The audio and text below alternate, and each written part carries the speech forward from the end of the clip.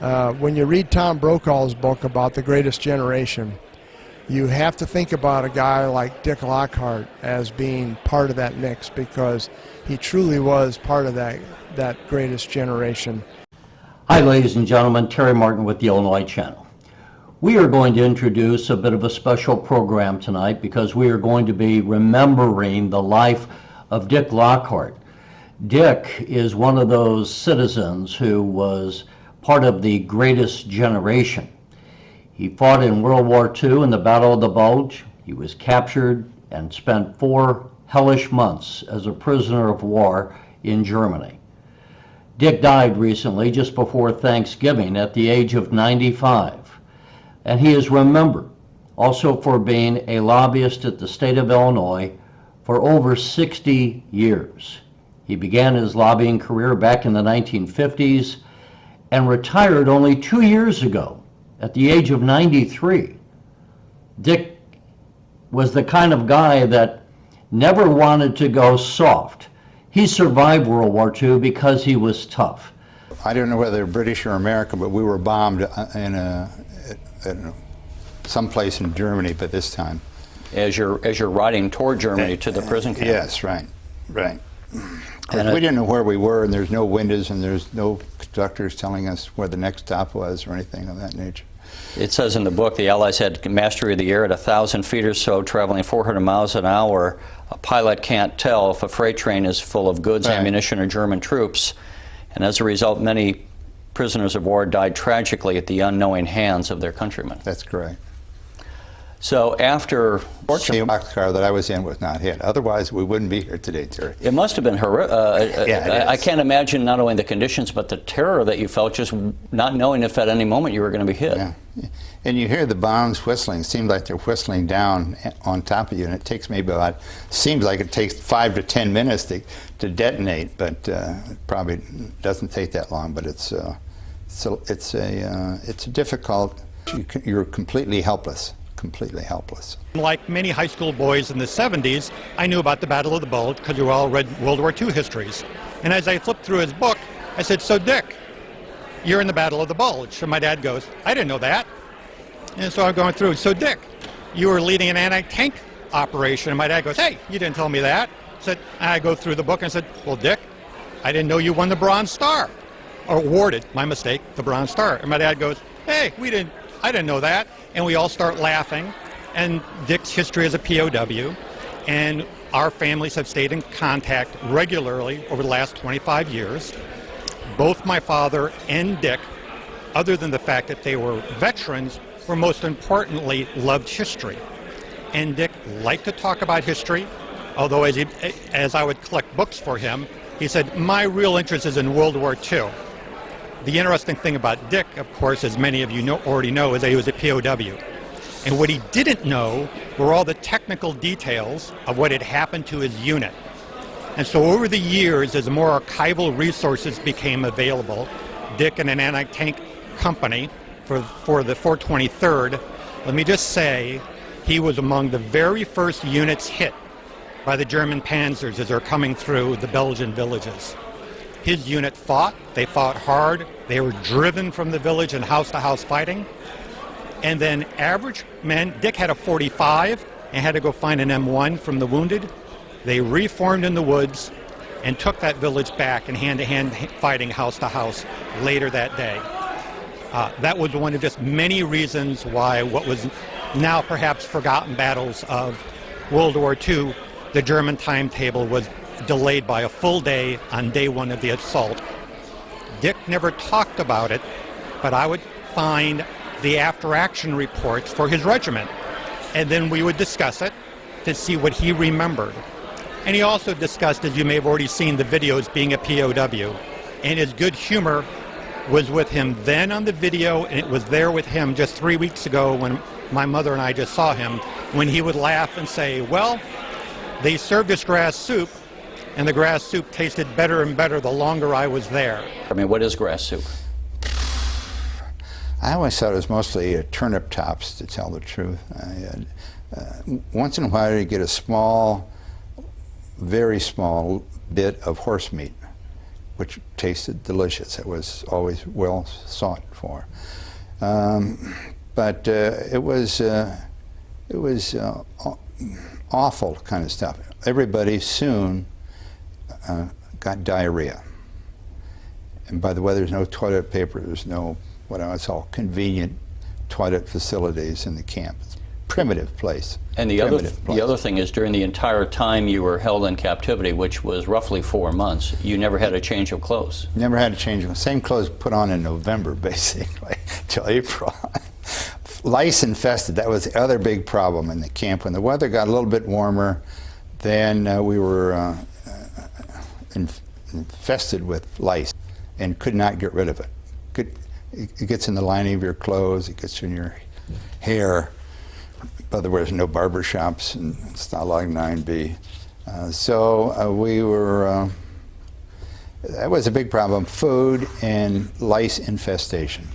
He is an absolute icon of honesty, integrity, and just overall human decency. Not to mention the fact that we're talking about someone who served his country in combat and was a prisoner of war, and his outwardly cheery demeanor holds within and held within stories of great personal sacrifice and discomfort and, frankly, pain and suffering that he incurred while serving his duty to our nation, defending our democratic republic and our Constitution.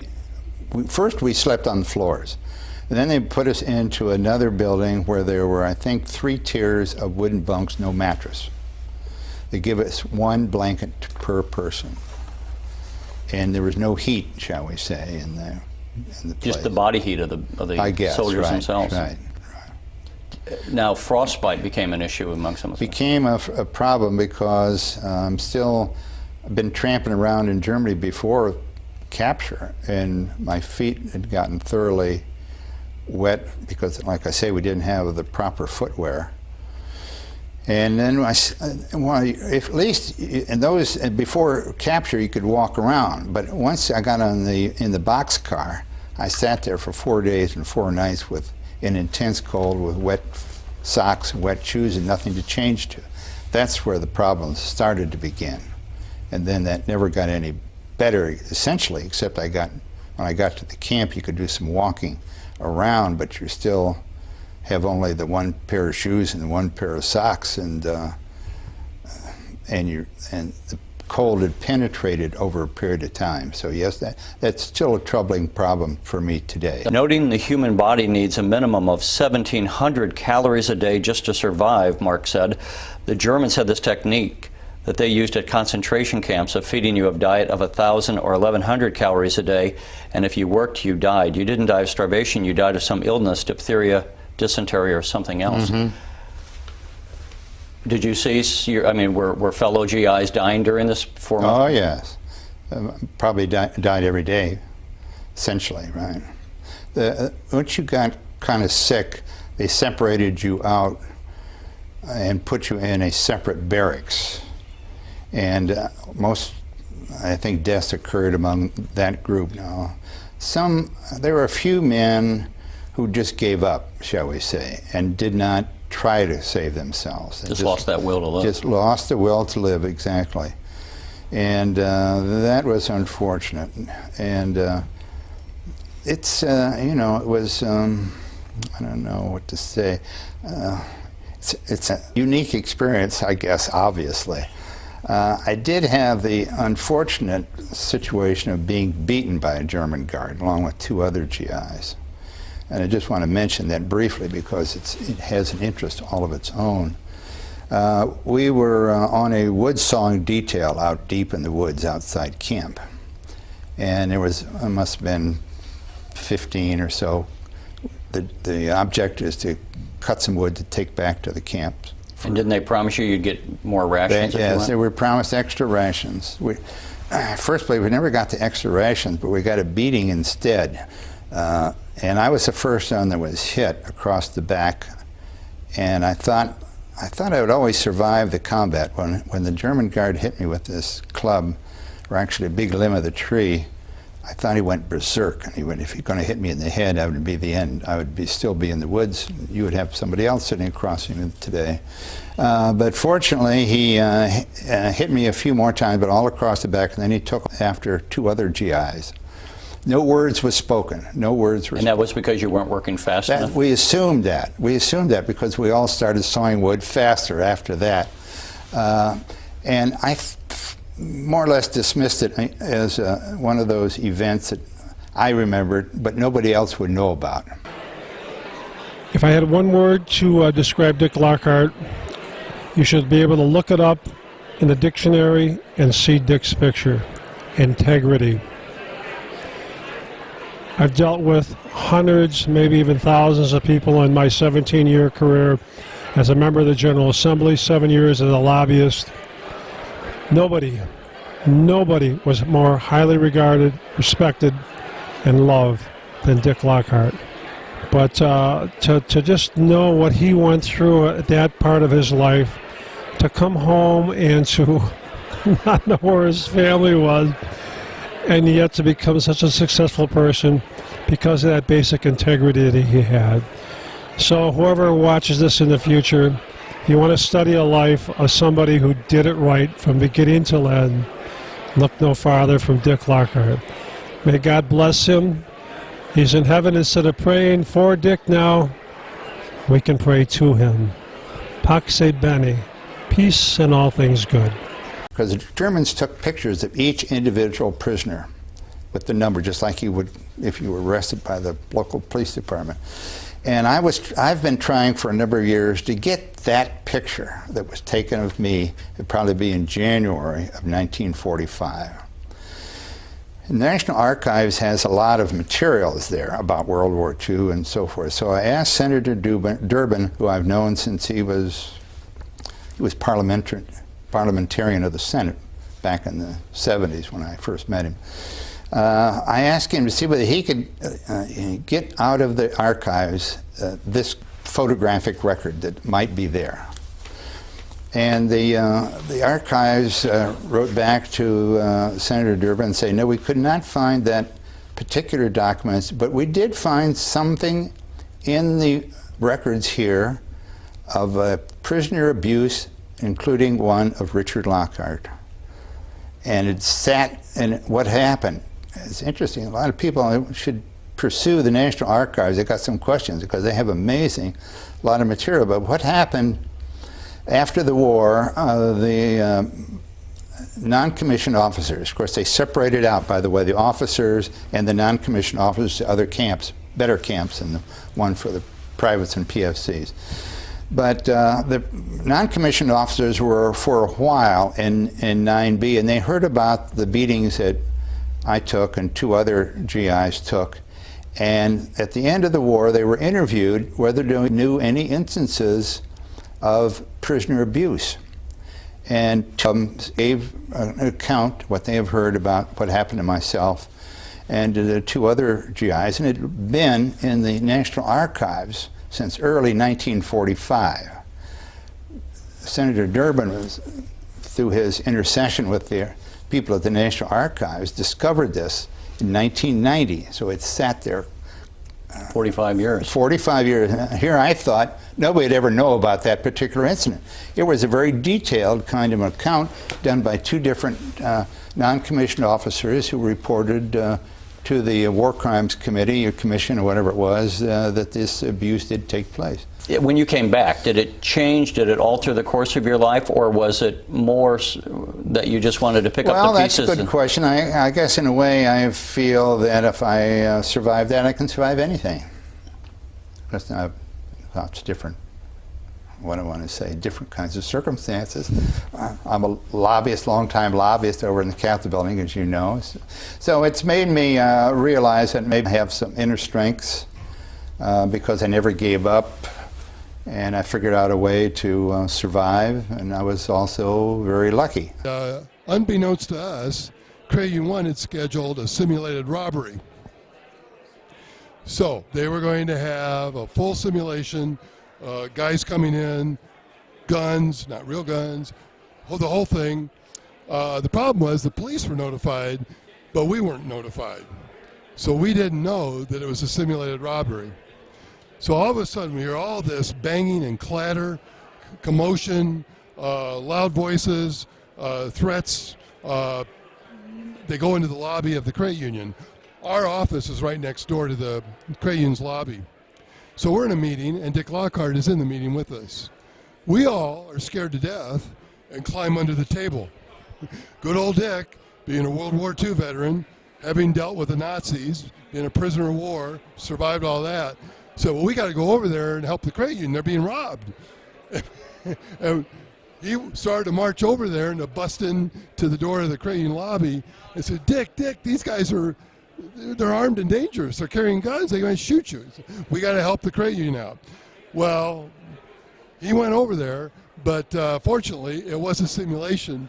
Nobody was shot, and everybody had a good laugh. And we told the credit union going forward, please, please, please tell us when you're going to have a robbery simulation, because we have a World War II veteran working for us, and he'll respond in kind. One time I told him I was going to be heading to France, and he said, oh, you've got to go to Pegasus Bridge.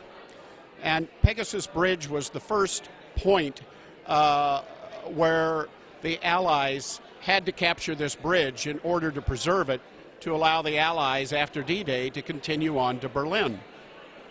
So one day I ran into him in the Capitol, and he handed me a copy of a book on Pegasus Bridge. So a couple weeks later, I'm in France, and my wife and son and I went to Pegasus Bridge, and I called Dick. And it was about 5:36 in the morning back in the States, but I knew Dick would be available. He picked up the phone, and I said, Dick, I just want you to know I'm looking at Pegasus Bridge. And he laughed. And for years after that, he would remind me of that. What an amazing life. War hero, someone who regularly traveled the world, and somebody who was so kind to all of us who worked around the Capitol. He was revered. There's probably been no person who ever lobbied the legislature that is more loved or respected. And we're here to celebrate a life really, really, really well lived. He was a bit of a walking history of Illinois, who could tell personal stories about all those people that he had known in and out of state government. Dick Lockhart's impact on Illinois and on the lives of many people who never really knew him was gargantuan. I'm Patty Belloc, and I was a good friend of Dick Lockhart and a state representative for 20 years. And I met Dick, I think, within the second day that I was at the Capitol. He stopped by my office, and we both had a love of helping people with mental health. And so we were best of friends from the very beginning. And he was one of the best guys I ever met in Springfield, and nobody will ever forget Dick Lockhart because he worked hard. He always had issues that he was working on, but at the same time, he was like a friendly person who would put his head in the door and just say, are you busy right now? And just everybody in Springfield loved him. And when everyone else is thinking of retiring at 65 or something like that, here you are at 90 and you're still walking the corridors of the Capitol. I guess I'll continue until I feel like I can't do a good job on behalf of my clients. And demands are increasing, by the way, over in Springfield. There are more bills, more activity, more issues, shall we say. And so I may reach a point where I feel that I don't have the strength or the efficiency to keep up with the changing circumstances of the legislative demands. Now, what year did you actually start lobbying? 1959. Wow. Eisenhower was president. Stratton was the governor. Stratton was the governor, right. And how, let's see, you were roughly, what, 35 or so then? Something like that, I suppose, yeah. What brought you into lobbying? I always had an interest in government and politics.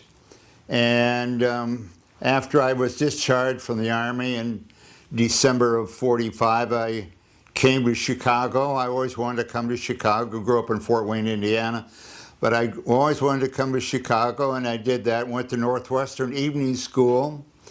mostly during the week. GI Bill paid for that. So I worked during the day, different kinds of jobs, and got married in 1948, started working as a volunteer precinct worker for an organization called the Independent Voters of Illinois. And so I just did that evenings because I was interested in political scene, and certainly Chicago is a great source for activity, shall we say. And he kind of helped to school us all. He gave us, an inside understanding of what it meant to actually be a lobbyist. He gave us an understanding of the need to act honorably, work honestly. But he also gave us a pride in our profession. He told us that what we do is actually a central part of government. And so I think that he, more than others, truly exemplified our profession. He was one who taught us that what we did was necessary, but that it was honorable so long as we did it in an honorable manner.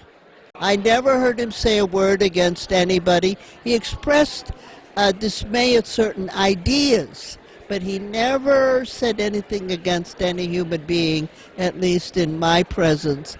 We all have wonderful memories, but we have something more than wonderful memories.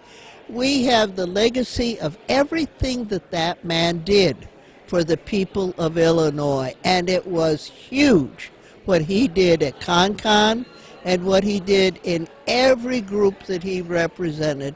He was absolutely amazing, an unsung hero. And I don't know how I could memorialize that other than in this film, but someday I'm going to write about it and say, Dick Lockhart was one of the unsung heroes of Illinois government. This is a constitutional convention that was the first opportunity for people like Michael Madigan and young Richard Daley to participate in their first rung of their political ladder. And they've done both of them pretty well, but that's where I met both of them. They were candidates in 1969 for the delegates to the Constitutional Convention. That was a hugely successful Constitutional Convention. The people adopted it on December 15th, 1970. And I think it's made significant improvements in the governance of Illinois. I'm interested in going back to what you said about redistricting, that they didn't, now we redistrict every 10 years, so they didn't redistrict for 50 years? Well, there was nothing in the Constitution, the old Constitution, that required them to do a redistricting. So when the new Constitution, the requirement was they had to redistrict every 10 years based upon the federal census, and the districts had to be approximately of equal population. It also said they had to be compact. That has been lost, and we have districts that are contiguous but not compact, and that's been an unfortunate change. So yes, we now redistricting every year. It's certainly a big political process and not a pleasant thing to watch at times. I remember a long time ago he gave me a copy of his lobbying rules. And up until recently in my office, I had that document on the wall in my office. And it was something that I looked at on a daily basis and would review the rules for lobbying. And, as Dick likes to say, he was the oldest unindicted lobbyist in Illinois. And I'd like to say that I've never been indicted as a lobbyist, so I think following those rules and having that same integrity that Dick showed and had for all those years is hopefully what will keep me enjoying this profession that I enjoy today. Hi, my name is Christine Radogno. I am the former Senate Republican leader in the Illinois General Assembly. I first met Dick Lockhart in probably 1996 when I was running for the Illinois Senate. And frankly, I thought he was elderly at that point, but obviously he outlasted many of us. The thing that was so interesting about Dick is he was effective, but he never necessarily used the technology that was available. He always sent handwritten notes, a lot of times Post-it notes, always took the stairs, always had a brilliant sense of humor on issues, which I think served him very well and helped keep perspective. So in addition to all the wonderful things he did as a veteran in service to his country, he was such an asset to the atmosphere in the General Assembly, a one-of-a-kind, a rare bird, and we will miss him deeply. Are we better off today or worse off than we were when you started? I think in some ways we're better off, in some ways we're worse off. I think we have better quality of people serving in the legislature, much more intelligent, educated. We have now smart, educated staff people that look at the legislation, which we never had staff people when I first began down here. Basically, the lobbyists were the staff people on behalf of the members of the General Assembly. So, but obviously, we're not an unbiased source of information. So there has been some improvements in the legislature. We have longer serving legislators, but sometimes that's not good. I understand that, but we have a much more complex society, complex issues, and it takes a while sometimes for legislators to get up to speed just on the, say for example, the budgetary process in the state of Illinois, higher education budgets, EPA budgets, so, and what goes into their programs. So in a way you can't compare the two periods exactly because the circumstances of society has changed. When you when we were operating under the old Constitution, first of all, we had the three-member district, which is something that was a good. I had never heard anywhere else in the country. It was unique, and I thought it was. How did that come about? Was that part of the 1870 Constitution? Yes, it was in the 1870 Constitution. And for those political scientists out there, or kids taking poli-sci classes, explain to us what the three-member district was and how it worked. Well, every House district had 3 legislators elected from it. Usually, and every voter had up to 3 votes he could cast for one candidate if they wished to do so, both in the primary as well as in the general election. So that system allowed for, say, in DuPage County, strong Republican area, 1 Democrat could be elected from every one of those districts there. It always assured that there was an opposing person, right? So the Chicago... The minority, there was always a 1 out of the 3, right.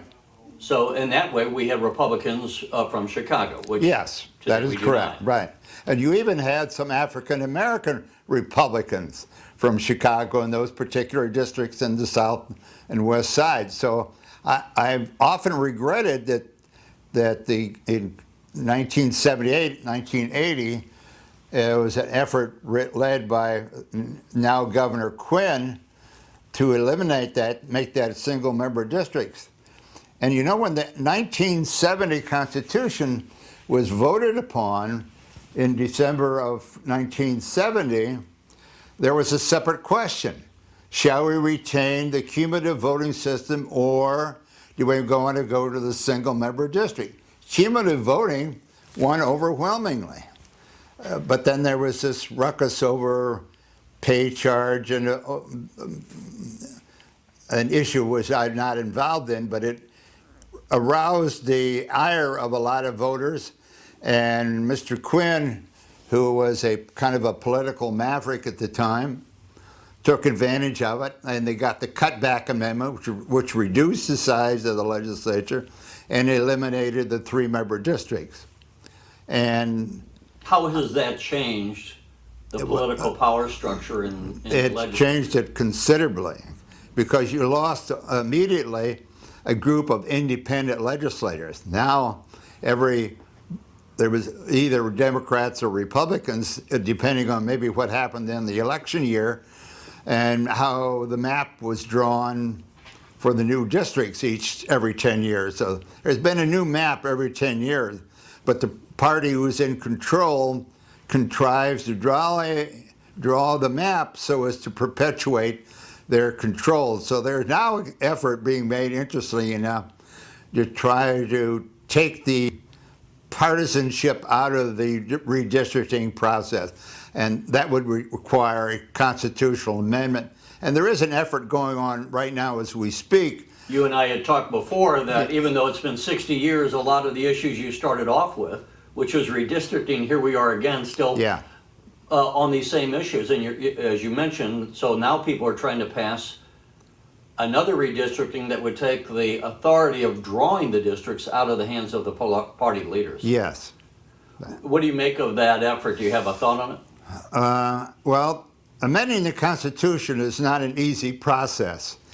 First place, it has to come out of the legislature by 3/5 votes.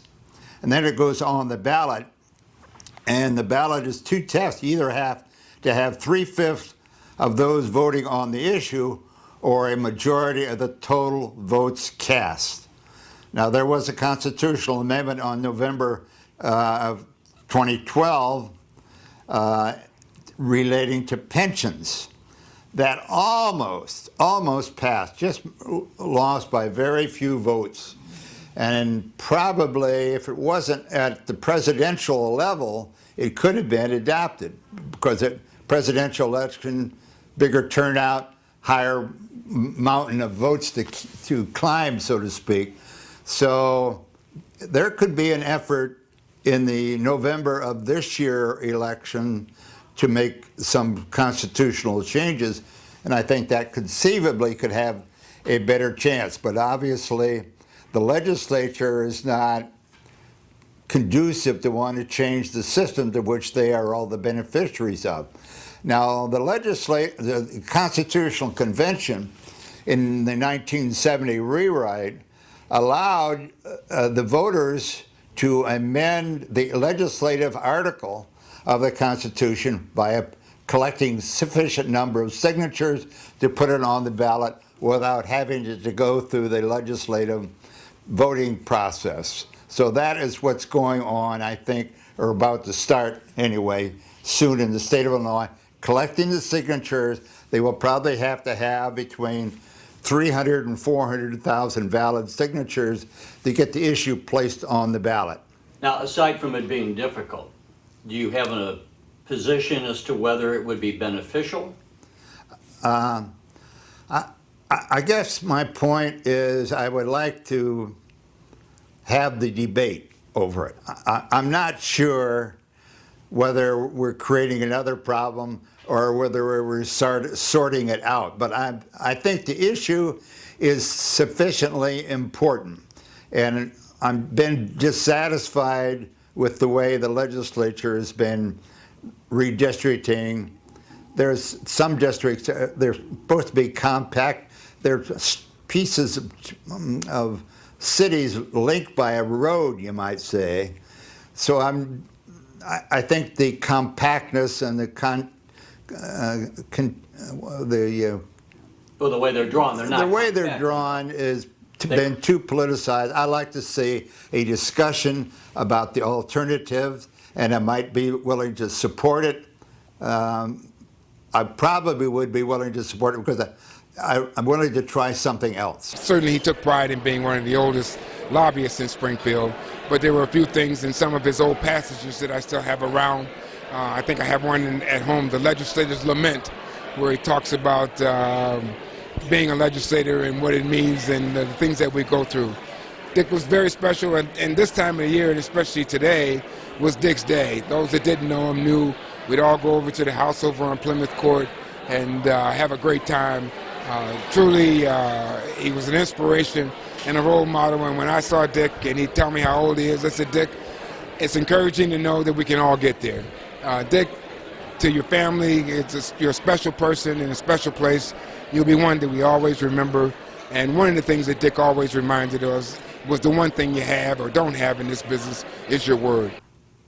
When you came in, you said Governor Stratton was the governor, and then we had, what, Otto Kerner and Sam Shapiro. Ogilvy, Ogilvy, That's right, Walker. Ogilvy, and then we had Walker, right, if I Yeah, forgot Walker. right. What do you make of, how were the governors that you have been around in this legislature? Well- how has their different leadership affected the state, would you say? Who were some of the best, and who, in your estimation, were some of the least effective? Well, far at the way at the top of the list would be Governor Ogilvy, because he realized that you could not fund the services of the state of Illinois by continually to increase the sales tax. That was the basic source of revenue for the state. He realized you had to have an income tax of some sort. It was uncertain whether the language in the old 1870 Constitution would allow for an income tax, but he felt it's worth the effort. We'll try to get an income tax passed based upon the language in the 1870 Constitution. And he told his cabinet, told his family, the result of this will be we will lose the next election. And he was right about that. But he knew it was the right thing to do. So he got, at that time, the Senate leader was Russell Arrington, very conservative gentleman, Republican from Evanston. He told Senator Arrington, you're going to be the sponsor of this legislation to increase the income tax. The legislature was controlled, House and the Senate and governor, by all Republicans, all conservative people. The House was, the Speaker of the House was Ralph Smith from Alton, Illinois, and he said, Ralph, you are going to be the House sponsor of this. Governor Quinn, I understand, called members of the legislature down to his office. What do you need to have me do to get you to vote yes on this income tax? And I was there the night in 1969 when this barely passed in the House of Representatives. And it was really an exciting time, and the governor was absolutely correct. It saved the state and enabled the state to do lots of things it couldn't do otherwise, but it also caused the defeat of the governor and his team of people. Arrington, I think, stayed in office for a while. Ralph Smith was saved by the fact that Everett McKinley Dirksen died in office, and the governor appointed Ralph Smith as the interim U.S. Senator, who then lost to Adlai Stevenson later in the year, November. So I put Governor Ogilvy at the top of the list because he was willing to sacrifice his political future. That's kind of rare. What about any of the others? You know? Well, I think, Otto Kerner, I thought, was a forward-looking person. One of my clients that I worked for was the Mental Health Association. Otto Kerner came out in favor of a Department of Mental Health, and he implemented that after he was elected, and that helped provide services and funding and for the mentally ill of the state, which was in a deplorable conditions in those years. So I guess they've all done something. I'm trying to remember anything good that came out of the Walker administration, and I can't. I think Governor Walker, the problem he really ran against Mayor Daley, who didn't have anything to do, but he wanted to defeat anything that Daley was in favor of. Daley wanted a crosstown expressway. Well, Governor Walker saw that didn't happen. And and he just served the one term. Governor Shapiro was a very likable, hardworking individual. I liked him personally a lot. We were relatively close, but he could not defeat the Republican organization then led by Ogilvy. Ogilvy, you may remember earlier, had been sheriff of Cook County, and then chairman, I think, of the Cook County Board. So he came out of Cook County as a pretty strong Republican. Let me ask you on that. So here we are today in Illinois, where Chicago is so heavily Democratic. And not suburbia, though. Well, not suburbia, Yeah, but the city had a it's almost Democrat, when yeah. we're saying about Russell Arrington, who was the Senate president, and he was a conservative Republican from Evanston. I mean, Yes. that alone is almost laughable now. Right. Evanston is a Democratic stronghold. I mean, and then to say that you had a Cook County sheriff who was a Republican, which was Ogilvy. Something has happened over these last 35 years that the state has become overwhelmingly controlled by the Democratic Party. Why is that, do you imagine? Well, I think I attribute some of that to Michael Madigan, because he's understood that you have to, if you're going to win, you have to have good candidates, good precinct workers, polling, and he brought a level of political sophistication into the party apparatus. He was, of course, as we know, he became the ward committeeman of the 13th Ward and worked his way to the position of speaker. I surprised him a year or two ago telling him that I was here before he was. He found that hard to believe, but he began as a delegate to the Constitutional Convention, got elected to the House, realized that he had to make some changes. He became the state Democratic chairman. So he raised the level of effort that was necessary. Before Michael Madigan brought that to the political power, would you say politics was practiced by amateurs? Somewhat, yeah, somewhat. They didn't think in broader terms. They might have thought only in their county or their district or what have you, and they didn't think in statewide level. Who are some of the, well, first of all, before we move off of Michael Madigan, he's often, I would say, an enigma. I mean, he's been around here. He's the longest serving speaker in the history of the United States. Yes. I would imagine, I don't know your relationship with him, but you probably know him reasonably well over all this long period of time. How would you describe him? What is your read on Michael Madigan? I think he has been outstanding in terms of raising the level of the legislature. I'll just give you a couple of examples.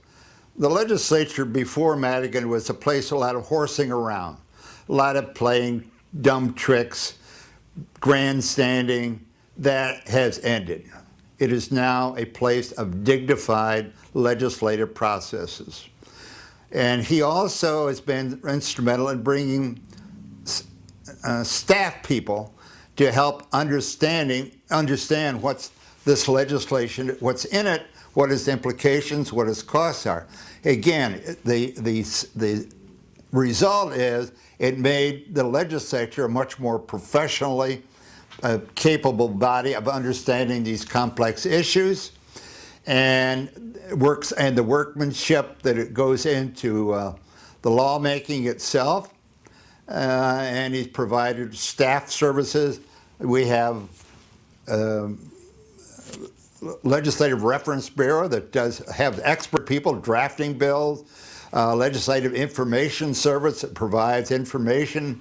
And we will say that a bill has been scored, which means that somebody said, here's what it'll cost if implemented. Were bills scored in the past, or did they just guess what the cost would be? I don't know about how the cost. It was probably, they started out relatively small, and like all bureaucratic enterprises, gradually it increases power and influence. And we have the Legislative Information Service that provides education for the staff people of the legislators in their districts. You know, every legislator has a district office now.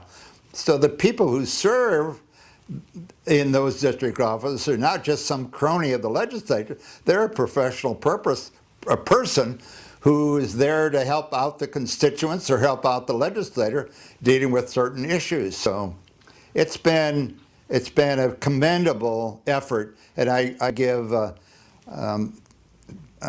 Michael Madigan a lot of the credit for that. The staffing actually began with Russell Arrington. He started a little bit at a time in the Senate, and it's become more so. And of course, you may recall, in the old days before the new Constitution came in 1970, the legislature did the budget. They had a budgetary commission, powerful group of about 10 or 16 men, and they wrote the budget for this whole state of Illinois. When the new Constitution came in, the budget-making initiative fell to the governor. So that's how the Bureau of the Budget came into being, you might say. And Ogilvy was a big advocate of having the decision-making for the budget be vested in the governor, and then, of course, presented to the governor, or presented to the legislature for their revision, shall we say. He took me under his wing. He showed me the ropes, and when there would be a legislative reception or anything around Springfield, he would invite all the other clients to come. And that's how you build a community. Dick Lockhart was an amazing man. He made his mark in this country and in his community. He will be sorely missed, but I'll tell you what, he lived a great life. God bless him, and may he rest in peace. So yes, I'm aware of the fact that I've led a interesting and fortunate, and have had a fortunate life. Thanks so much. Thank you. Appreciate it.